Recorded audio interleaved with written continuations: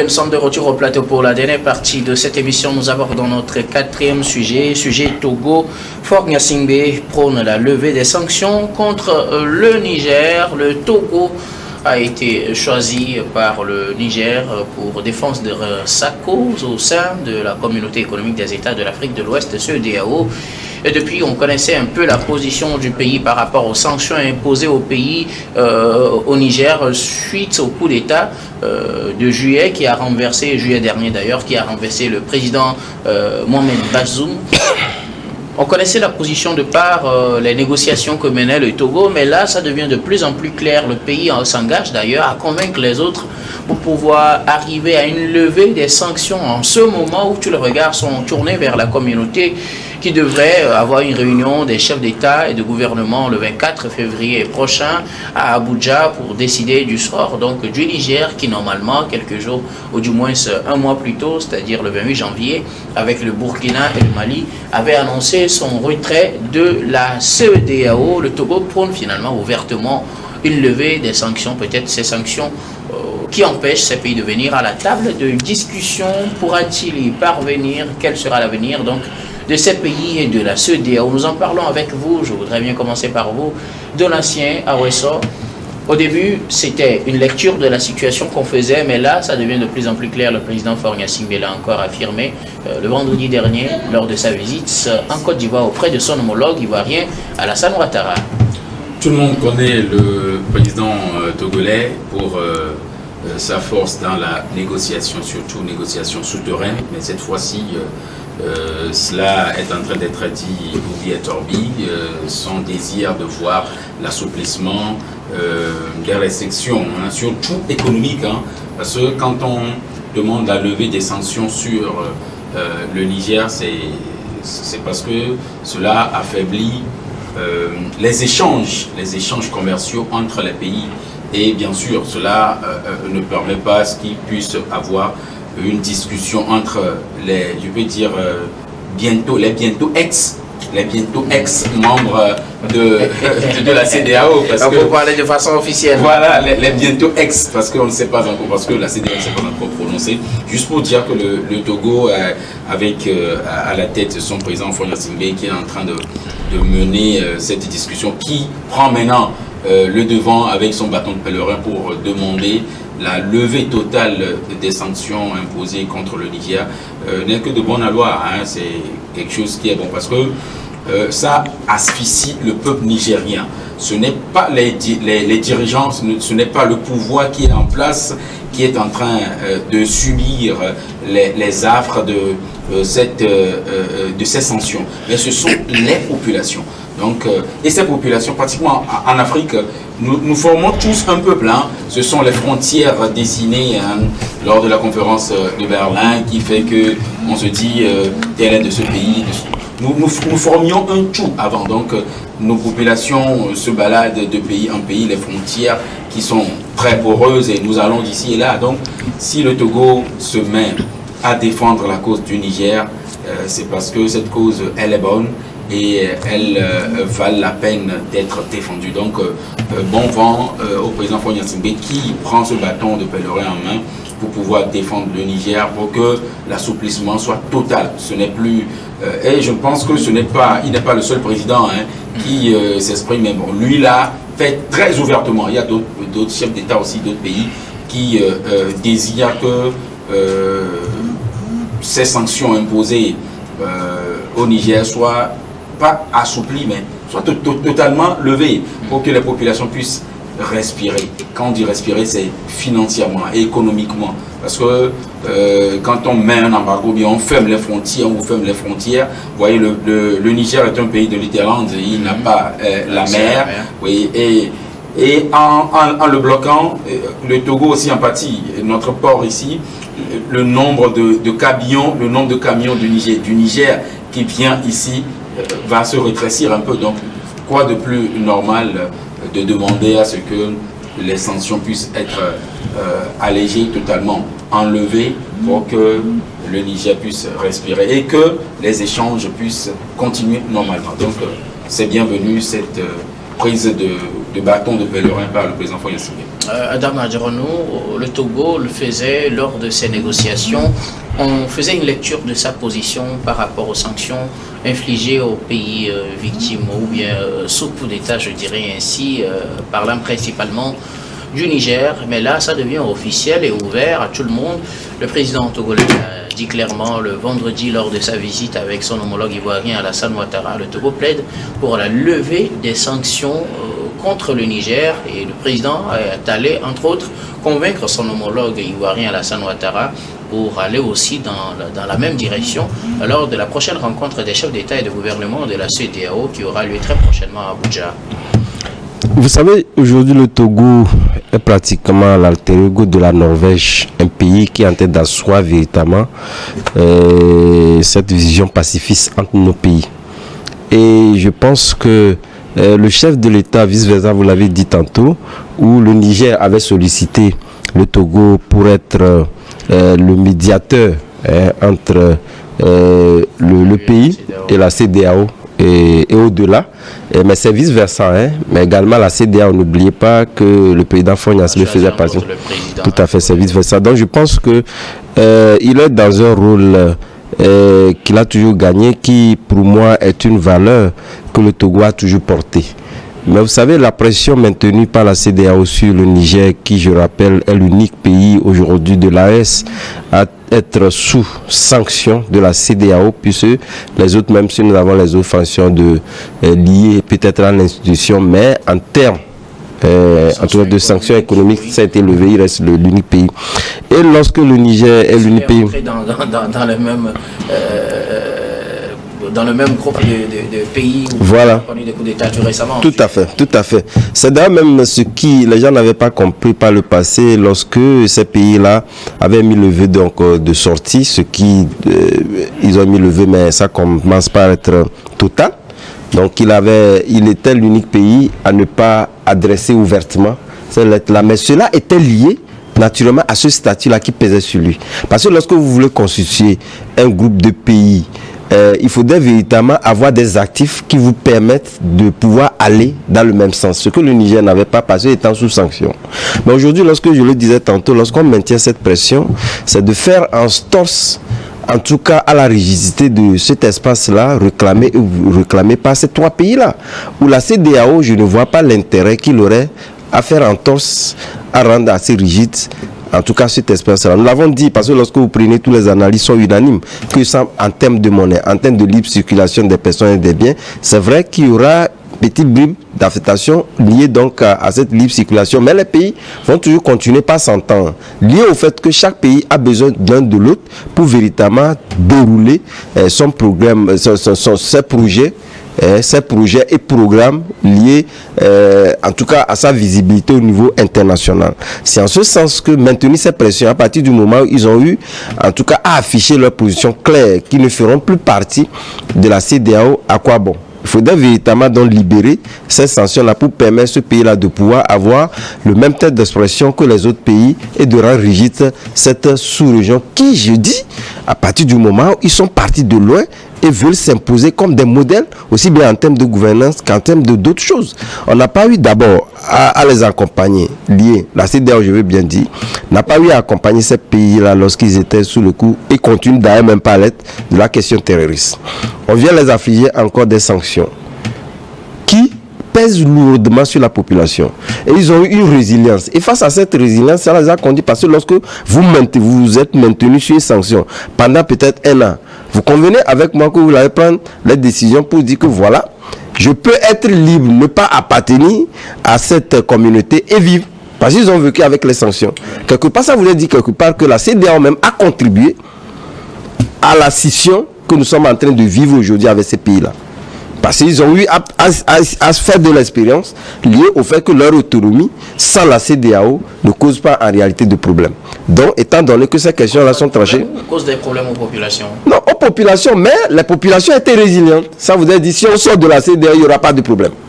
Il n'y aura pas de problème en termes financiers, puisque la question de la sanction est liée véritablement à la question de la sanction financière. Sinon, les autres sanctions, on comprend. Lorsqu'il y a eu fermeture des frontières, chacun se vaquait. On allait, que ce soit au Mali, au Burkina, etc. On allait, on vient. Ça ne cause pas de problème. C'est la sanction financière. Ils ont été résilients face à ces sanctions financières. Ça voudrait dire qu'ils peuvent vivre sans la CEDEAO. C'est d'ailleurs même ce qui a conduit à ces pays-là de se retrancher, parce qu'ils ont fait l'expérience.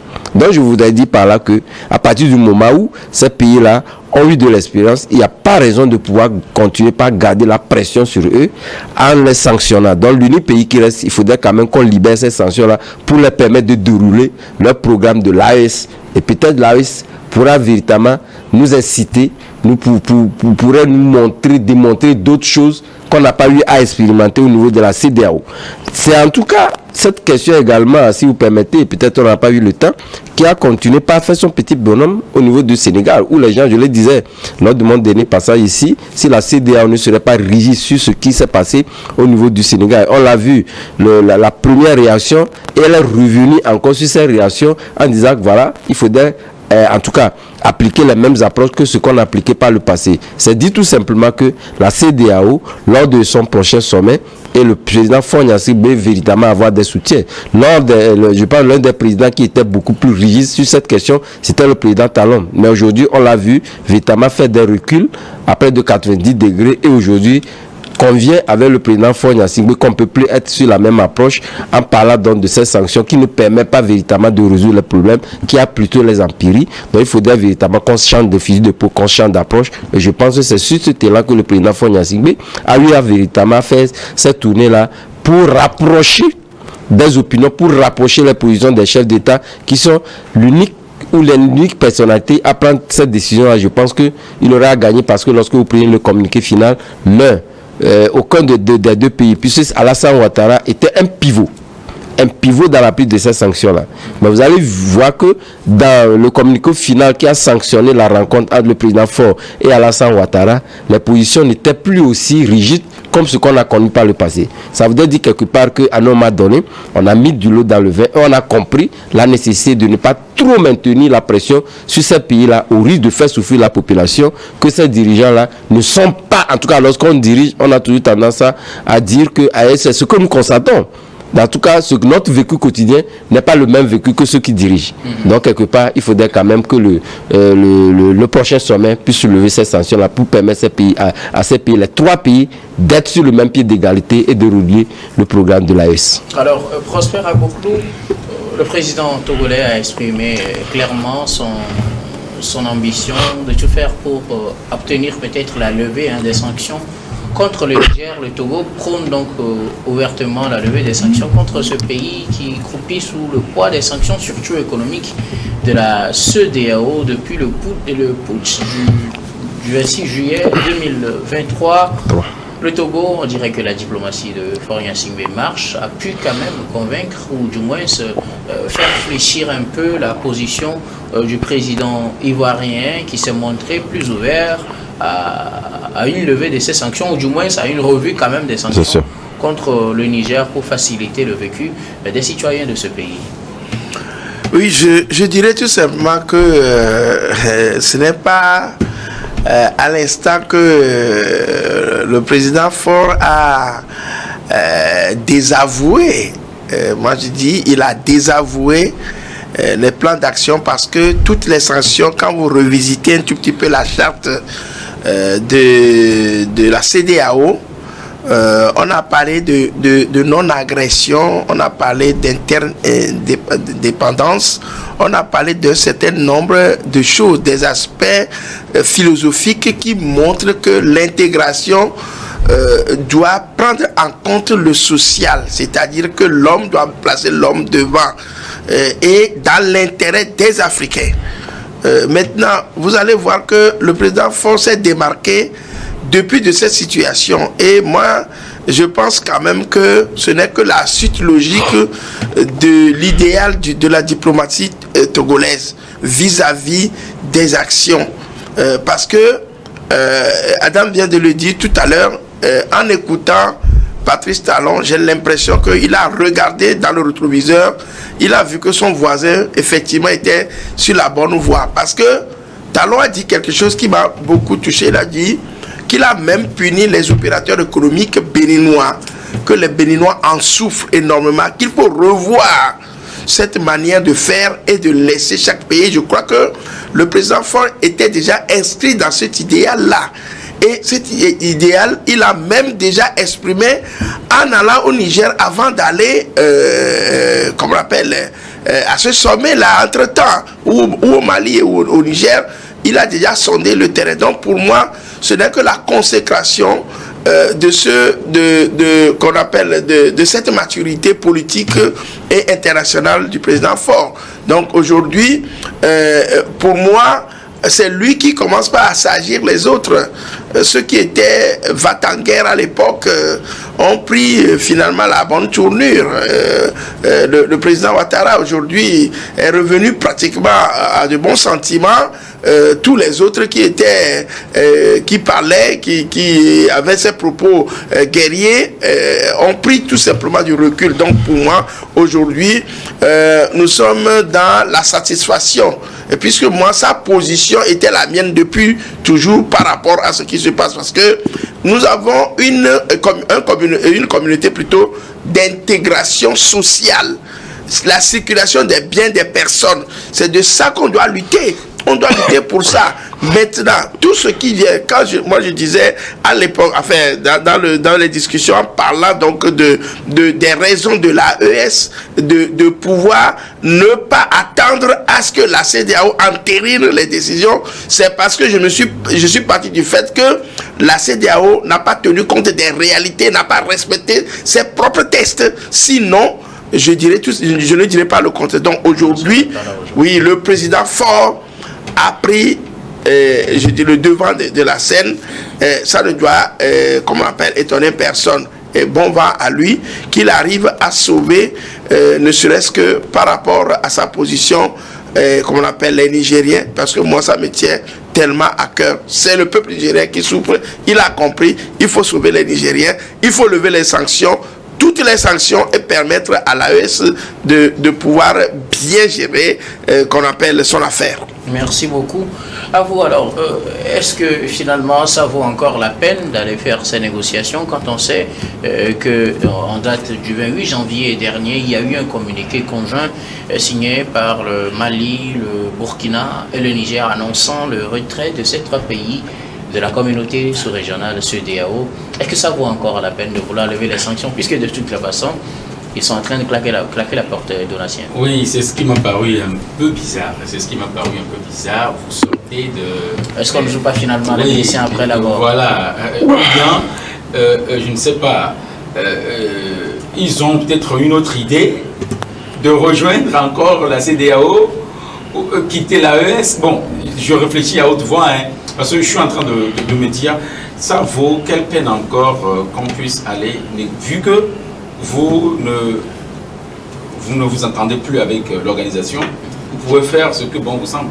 Ou bien on demande à la CEDEAO de dire aux autres pays d'ouvrir leurs frontières, vu que, voilà, on leur demande d'ouvrir leurs frontières, vu que nous ne traitons plus en tant que... s'ils sont d'une autre communauté, finalement, même le passage ne sera pas automatique. Il faut qu'il y ait des accords. Voilà, il faut qu'il y ait des accords. Donc, des accords peut-être bilatéraux entre le Niger et les autres pays. Oui, bien sûr. Bon, ces accords... Je crois que ces accords qui vont être bilatéraux doivent être, je vais dire, un peu téléguidés, ou bien il faut la bénédiction de la CEDEAO, parce que, disons, chacun prend sur ses intérêts. La mère a refusé, ce ne sont pas les enfants qui vont aller ouvrir les portes. Donc, oui, mais docteur, vous permettez, en réalité, c'est une question de structuration. Vous savez, lorsque vous êtes sous sanction, ce sont des actes qui sont pris. À partir du moment où ces actes-là ne sont pas levés, ça veut dire, je parlais de la question financière qui était l'ultime raison de ces sanctions-là. Puisque ces pays sont toujours membres de l'UEMOA. Tout à fait. Et j'ai parlé en termes de structuration qui est un cheminement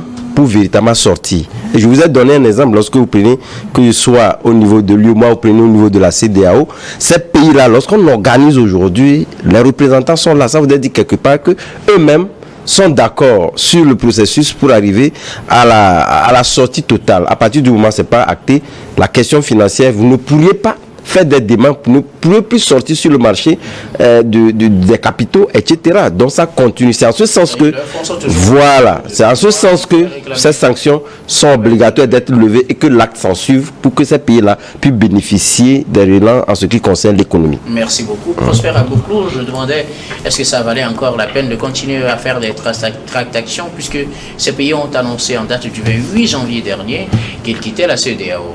Oui, dans le principe, Adam vient de le dire, je crois que ces personnalités, vis-à-vis donc de leur position, sont respectueux donc des règles. Parce que j'ai dit tout à l'heure, si d'aventure l'AES ne veut plus communiquer avec la CEDEAO, c'est parce que la manière dont les sanctions sont venues ne répondait à aucun texte de la CEDEAO. Ce n'est pas de cette manière qu'ils sont dedans, ce qui me dit que ce sont des humeurs, ce sont des états d'âme sur lesquels on est parti pour pouvoir les sanctionner. C'est pourquoi eux aussi, en sortant, n'ont pas peut-être pris la voie normale, la procédure normale. Ils l'ont fait et l'ont notifié. Donc c'est pour de la réponse du berger à la bergère. C'est ce que j'ai cru dedans. Maintenant, avec un certain nombre donc de chefs d'État posés et qui ont bien réfléchi sur le sujet, comme le président de la République, Faure Gnassingbé, ces gens-là les ont déjà appelés, que ce soit le Mali ou le Niger ou le Burkina Faso. Quand Damiba est parti, il est venu où ici. Donc, ce qui veut dire que Faure était déjà impliqué dans la négociation avec tous ces pays-là. Donc, le préalable est déjà fait. Maintenant, il faut continuer, achever. Et je pense que c'est dans cette logique-là que le président Faure doit convaincre sûrement ces trois pays qu'il fallait aller dans ce ordre d'idée pour pouvoir arriver à régler le contentieux définitivement. Donc pour moi, c'est encore important de le faire ainsi pour que ça soit vraiment légalisé. Mais en répondant à Donatien, je dis, je peux avouer, peut-être, je peux me tromper, mais cracher et reprendre la salive, je ne suis pas sûr que les gens de l'AES tels qu'ils se sont exprimés vont revenir au sein de la CEDEAO. Bon, ça reste des hommes, on ne peut pas tout avouer tout de suite, mais je suis vraiment dubitatif et disons pessimiste pour le retour à la CEDEAO. Merci beaucoup à vous. Nous arrivons pratiquement à la fin de cette émission. Comme d'habitude, nous allons faire un dernier tour de table pour vos mots de fin sur un sujet de votre choix. Je commence par vous, Donatien Aweso. Oh, le sujet de mon choix, il n'y a pas, c'est juste une salutation. Je l'avais fait au départ.